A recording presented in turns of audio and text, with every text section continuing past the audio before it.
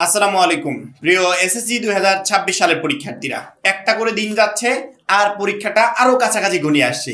এভাবে দেখতে দেখতে সেই 21শে এপ্রিলে আমরা চলে আসব, যে দিন মনে হবে আর আধা ঘন্টা পর আমার এসএসসি 26-এর প্রথম পরীক্ষাটা শুরু হতে যাচ্ছে। মাত্র 310 টাকায় যারা এখনো আমাদের এসএসসি 26 টার্গেট প্লাস কোর্সে যুক্ত হয়নি, খুবই দ্রুত করো, কারণ কি একটা মাত্র কোর্সে তুমি সকল সাবজেক্টের এ প্লাস সাজেশন পাচ্ছ পিডিএফ আকারে। বিগত 5 বছরের বোর্ড এমসিকিউ উত্তর সহ পাচ্ছ পিডিএফ আকারে। প্রত্যেকটা সাবজেক্টের প্রত্যেকটা চ্যাপ্টার অ্যানালাইসিস করা, জ্ঞানমূলক অনুধাবনমূলক প্রশ্ন উত্তর পাচ্ছ পিডিএফ আকারে। প্রত্যেকটা চ্যাপ্টার অ্যানালাইসিস করা, সংক্ষিপ্ত প্রশ্ন উত্তর পাচ্ছ পিডিএফ আকারে। এছাড়া গ্রামার অংশে শর্টকাট টেকনিক, লিখিত অংশে শর্টকাট টেকনিক, পড়াশোনার রুটিন, এ প্লাস গাইডলাইন সবকিছু পাচ্ছ মাত্র এই একটা কোর্সে। সামনে সময় খুবই অল্প, এই জন্য যারা এখন আমাদের কোর্সে যুক্ত হন, এই স্ক্রিনে যে নাম্বারটা দেখতে পাচ্ছ এই নাম্বারে 310 টাকা কোর্স ফি পাঠিয়ে এই নম্বরেই হোয়াটসঅ্যাপে আমাকে জানাবে ভাই কোর্স ফি পাঠিয়েছি, সাথে তোমাকে গ্রুপে যুক্ত করে নিব। তখন থেকে তোমার এই প্লাস প্রস্তুতি শুরু হয়ে যাবে।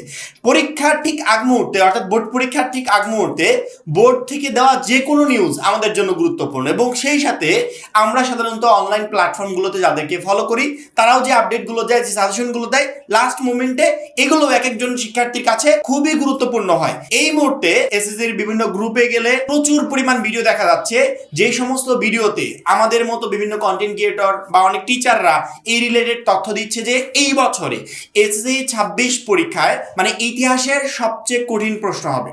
এই বছরের বোর্ড পরীক্ষা এজানুলক মিলন দায়িত্বে আছে, এই জন্য ইতিহাসের সবচেয়ে কঠিন প্রশ্ন হবে, এরকম তথ্য প্রকাশ করা হচ্ছে। যেসব তথ্য একটা শিক্ষার্থীর জন্য আতঙ্কের কারণ হয়ে দাঁড়ায়। লাস্ট মোমেন্টে যখনই আমরা এই ধরনের তথ্য শুনি যে আমার বোর্ড পরীক্ষার প্রশ্ন প্রচুর পরিমাণে কঠিন হবে, তখন মনের ভিতর একটা ভয় বাসা বাঁধবে, টেনশন কাজ করবে, নার্ভাস হয়ে যাবো, এগুলো স্বাভাবিক। কিন্তু আমি শিক্ষার্থীদের অনেক আগেও বলেছিলাম যে এই বছরে বোর্ড পরীক্ষার প্রশ্ন তুলনামূলকভাবে সহজ হবে। এবার শর্ট সিলেবাস, যেহেতু শর্ট সিলেবাস সেক্ষেত্রে আমাদের জন্য বেনিফিট যে আমরা এই বছরের পরীক্ষাগুলোতে একটু ভালো রেজাল্ট করতে পারবো। শর্ট সিলেবাস ফলো করে যখনই আমি পরীক্ষার জন্য প্রিপারেশন নিব, তখন কিন্তু আমার জন্য পরীক্ষার প্রশ্নের অ্যান্সার করা একদম ইজি হয়ে যাবে। যদি ফুল সিলেবাস হতো আমি কিন্তু লাস্ট মোমেন্টে এসে কমপ্লিট করতে পারতাম না সবকিছু, কিন্তু শর্ট সিলেবাস থাকার কারণে আমি অল্প সময় বেস্ট একটা প্রিপারেশন নিতে পারছি। এবং এসএসসি পর্যায়ে একমাত্র পর্যায়ে যেখানে মূল বইয়ের বাইরে থেকে কখনো প্রশ্ন করা হয় না, অর্থাৎ আউট অফ টপিকে প্রশ্ন হবেই না। শুধুমাত্র এই বছর না, কোনো বছরই হয় নাই। যেহেতু এসএসসি পর্যায়ে আমার সিলেবাসের বাইরে থেকে প্রশ্ন হবে না, সেক্ষেত্রে প্রশ্ন কঠিন কেন হবে? মানে প্রশ্ন কঠিন হওয়ার তো আমি কোনো কারণই দেখছি না। মিনিমাম একটা কারণ থাকতো যে প্রশ্ন কঠিন হবে, সিলেবাসের থেকে তো কখনো প্রশ্ন আসে না, সিলেবাসের বাইরে থেকে প্রশ্ন আসে। যতই আমি বই পড়ে যাই পরীক্ষার হলে প্রশ্ন কমন আসবে না। যদি এরকম কোনো ঘটনা থাকতো সেক্ষেত্রে আমরা বুঝতাম যে পরীক্ষার প্রশ্ন কঠিন হবে, কিন্তু এরকম ঘটনা তো নাই। আমরা আজ কয়েক বছর যাবত যে শিক্ষার্থীদের নিয়ে কাজ করে আসছি, একবারও তো দেখলাম না যে বইয়ের বাইরে থেকে প্রশ্ন আসলো। একটা শিক্ষার্থীর সিলেবাস যদি আয়ত্তে থাকে সেক্ষেত্রে বোর্ড পরীক্ষার প্রশ্ন তার কাছে একদমই সহজ। অর্থাৎ আমাকে আমার সিলেবাসটা আয়ত্তে রাখতে হবে।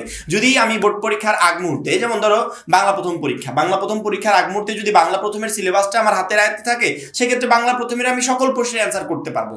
অর্থাৎ প্রশ্ন আমার কাছে একদমই ইজি মনে হবে। এইভাবে শুধুমাত্র বাংলা প্রথম না, যে কোনো পরীক্ষার জন্য যদি সিলেবাস আয়ত্তে থাকে সেক্ষেত্রে প্রশ্নের অ্যান্সার করা একদমই সহজ। আর এসএসসি পর্যায়ে একমাত্র পর্যায়ে যেখানে মূল বই থেকে সকল প্রশ্ন কমন পাওয়া যায়, অর্থাৎ মূল বইটা যদি আমি আয়ত্তে রাখতে পারি সেক্ষেত্রে প্রশ্ন আমার কাছে কখনো কঠিন মনে হবে না। কিন্তু লাস্ট মোমেন্টে যখন শিক্ষার্থীদেরকে আমাদের ভরসা দেওয়ার কথা, যারা আমাদের উপর ডিপেন্ডেন্ট, আমরা তাদেরকে ভরসা দিব, সাহস দিব যে শিক্ষার্থীরা প্রশ্ন তুলনামূলক ইনশাল্লাহ সহজ হবে, তোমরা শুধুমাত্র তোমাদের মতো একটা বেস্ট প্রিপারেশন নিয়ে যাও। আমরা কি করছি? তাদেরকে লাস্ট মোমেন্টে ভয় দেখাচ্ছি। বোর্ড পরীক্ষার আগ মুহূর্তে যখনই এই ধরনের চিন্তা ভাবনাগুলো আমি আমার মাথায় নিব, তখনই কিন্তু আমি যে রিদমে প্রিপারেশন নিচ্ছিলাম সেই রিদমে আর প্রিপারেশন নিতে পারবো না। এই জন্য আমি সবসময় বলি যে লাস্ট মোমেন্টে ফেসবুকটাকে স্কিপ করে যত দূর রাখা যায়, যদি পারো বোর্ড পরীক্ষা শেষ হওয়ার আগ পর্যন্ত ফেসবুক অ্যাপসটাকে টোটালি অফ করে দাও। ইউটিউব থেকে তোমার যে রিলেটেড কন্টেন্ট দরকার বা যে রিলেটেড সাজেশন দরকার সেগুলো সার্চ করে করে দেখো। ফেসবুকে ওই যে বিভিন্ন গ্রুপের সাথে যুক্ত আছো, ঢুকলেই ওই গুজবমূলক পোস্টগুলো সামনে চলে আসে, গুজবমূলক ভিডিওগুলো সামনে চলে আসে। কি দরকার? লাস্ট মোমেন্টে শুধু প্যানিক নেওয়ার কোনো প্রয়োজন আছে? আমি আমার প্রত্যেকটা শিক্ষার্থীকে বলবো যে শেষ মুহূর্তের টাইমটা খুবই গুরুত্বপূর্ণ হয়। এই শেষ মুহূর্তের একটা সেকেন্ডও তুমি অবহেলায় নষ্ট করবে না এবং অহেতুক কোনো টেনশন মাথা ভিতর নিবে না। ইনশাল্লাহ 2026 সালের এসএসসি পরীক্ষার প্রশ্ন সহজ হবে এবং তুমি বেস্ট একটা রেজাল্ট করতে পারবে। লাস্ট মোমেন্টে আমরা যে সাজেশনগুলো তোমাদেরকে দিয়েছি, যে পিডিএফগুলো তোমাদেরকে পড়তে বলেছি, শুধুমাত্র সেগুলো কমপ্লিট করে পরীক্ষার হলে যাও, ইনশাআল্লাহ ওইখান থেকেই তুমি সকল প্রশ্ন কমন পাবে। আশা করি প্রত্যেকটা শিক্ষার্থীকে বোঝাতে পেরেছি। এখন এই পর্যন্তই। পরবর্তী ভিডিওর জন্য অবশ্যই চ্যানেলটাকে সাবস্ক্রাইব করে রাখবে। সবাই ভালো থাকবে, সুস্থ থাকবে। আল্লাহ হাফেজ।